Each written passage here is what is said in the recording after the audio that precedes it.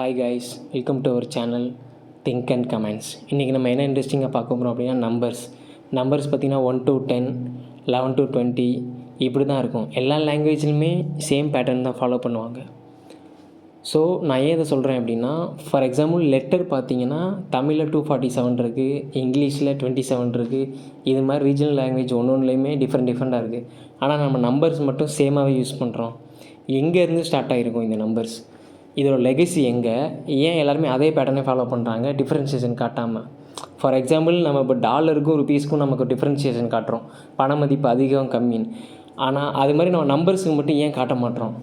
இது மேத்தமெட்டிக்கல் கால்குலேஷனுக்காக கொண்டு வரப்பட்டதா, இல்லை நம்பர்ஸ் இப்படி தான் வரையறுக்கப்பட்டதா? இதை பற்றின உங்களுக்கு ஏதாவது அப்ரோச், ஏதாவது ஐடியா இருந்துச்சுன்னா மறக்காமல் கமெண்ட்ஸில் சொல்லுங்கள். தெரியாதவங்க உங்கள் ஃப்ரெண்ட்ஸை ஷேர் பண்ணி இதில் ஏதாவது ஐடியா இருக்கான்னு கேளுங்க.